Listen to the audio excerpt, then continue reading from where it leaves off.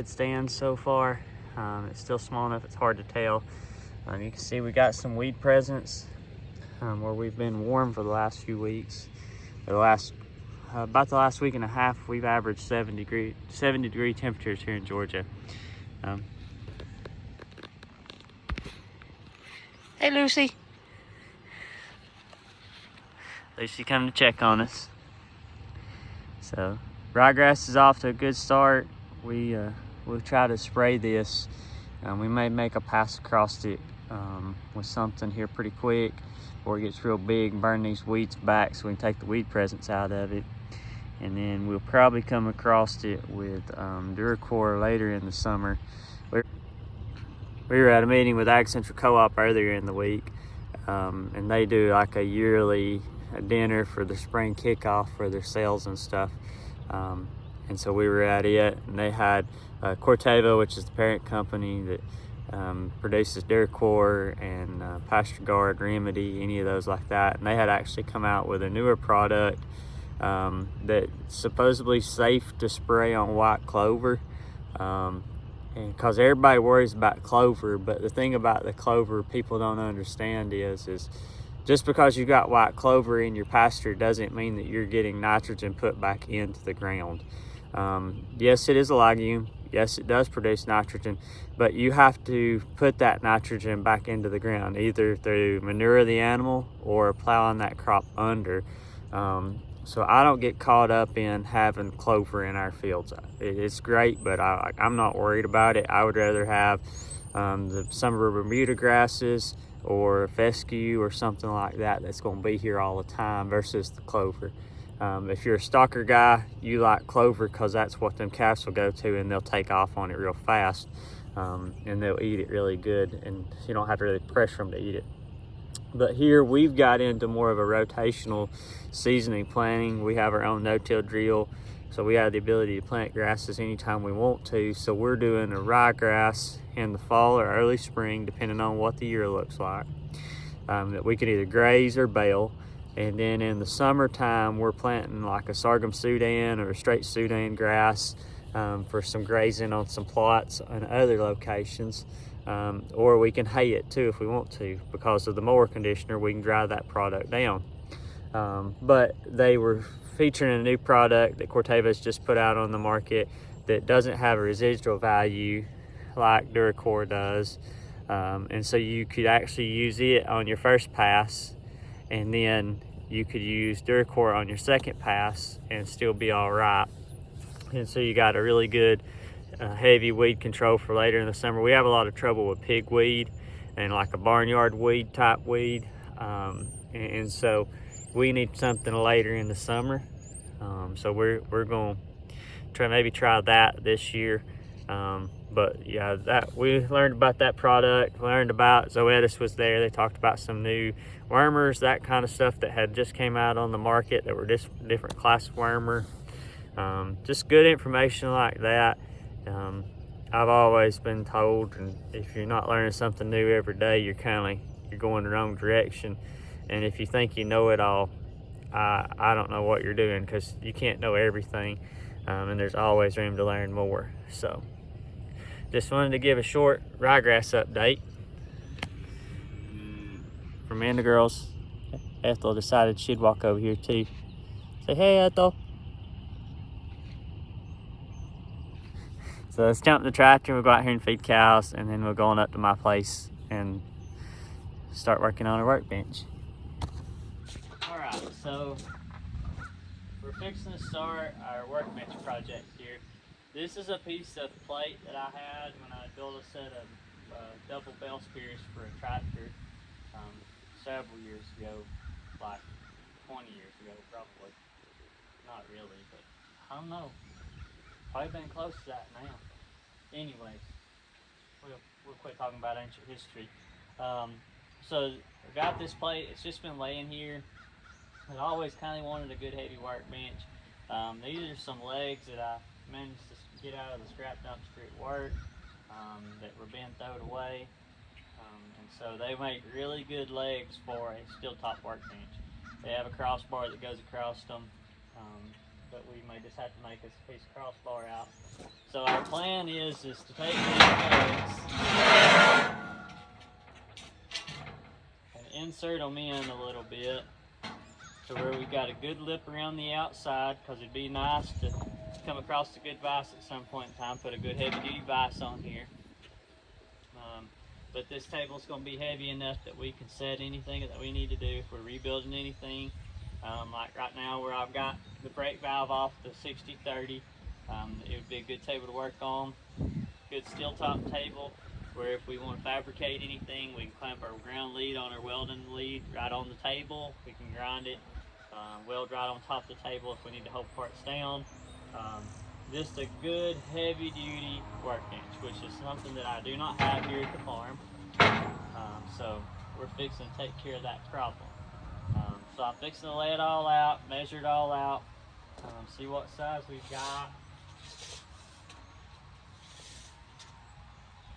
So this table is going to be 72 3/4 by 4. Yep, by 48 3/8. So we'll figure out how we want our legs to sit, and see what we've got, and set them back, grind off on the plate, and then we'll tack them on both sides, and then go from there. So.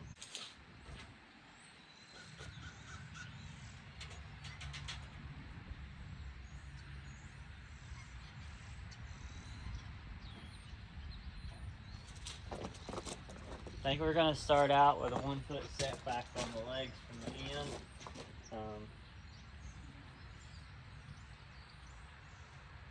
And see, that may be a little too much. We may actually put the edge of the legs are 3 by 3. Yep, so they're 3 by 3 square tubing. That's going to fall, maybe not. Stand still. Don't run away. So if we set it there, it'll actually make them 9 inches back from the edge of the table. So that's what we'll do. So that'll still give us good enough lip out here on the edge where we can mount a vise, but it'll be far enough out.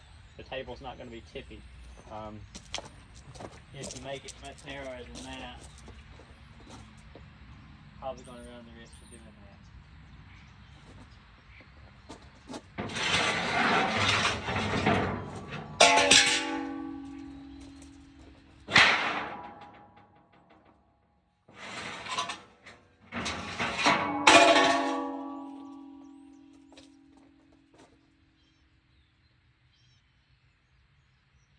Need to get a square and come out here. This end's not perfectly true. Let me go grab a square out of the shop.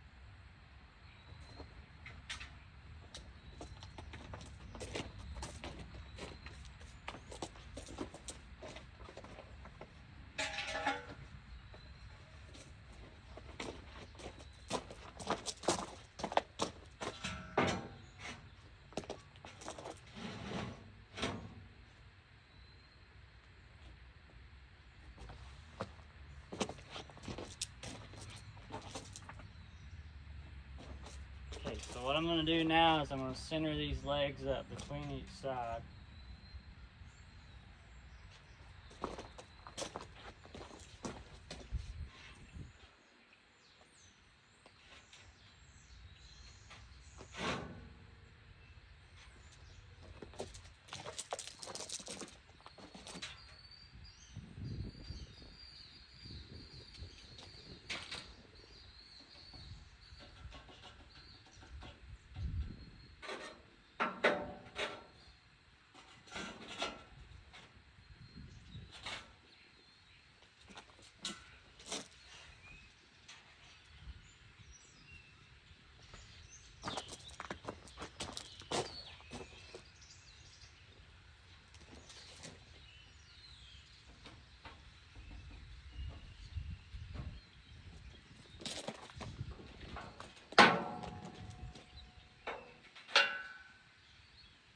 Okay, so to make it work out,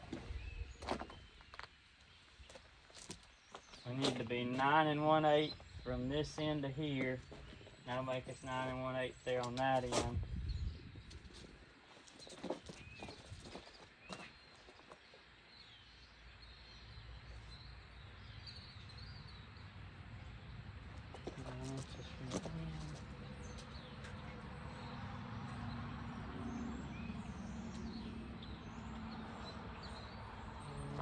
In there. Alright, we're going to do the exact same thing on the other end.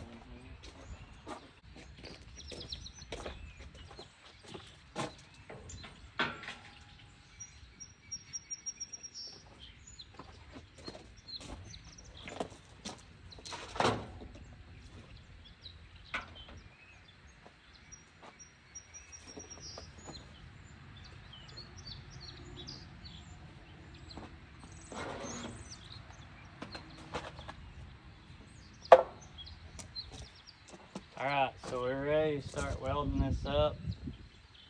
We're going to stick weld this, so that's a good thing. We don't really have to worry about cleaning anything up. We'll come in here, we're going to go ahead and spot weld the center and the holes. I'm fixing to fire up the welder. We're going to be using 6011 rods and a 3/32. So we're going to need to set a welder between 60 and 90 amps, either on AC or DCE positive.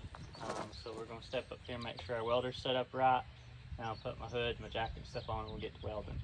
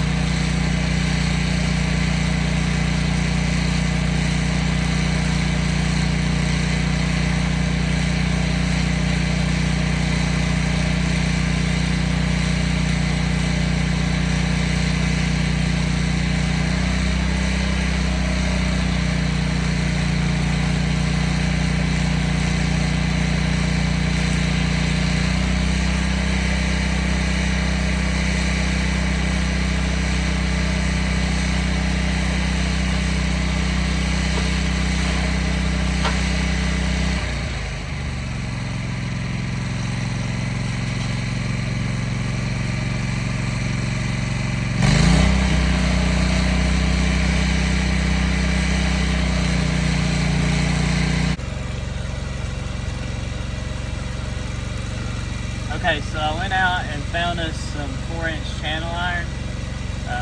I'm afraid that this table's not going to be thick enough to be stout enough like what I want.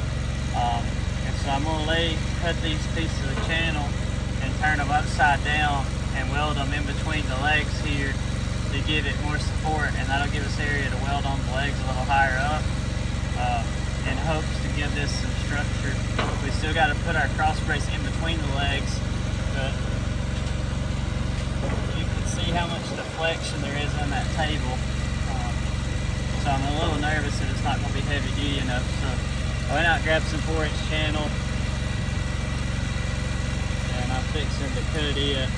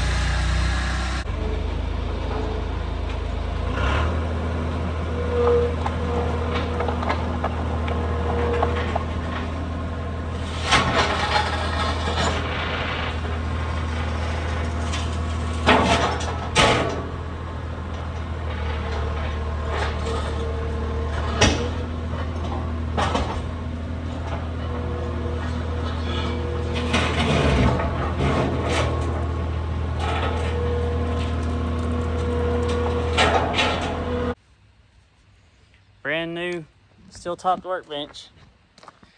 Still got to bring the crossbar and weld down here from here to there, but it's good working height. It's a little low, but we may decide at some point in time, if we come across some steel casters, we might put some casters on it.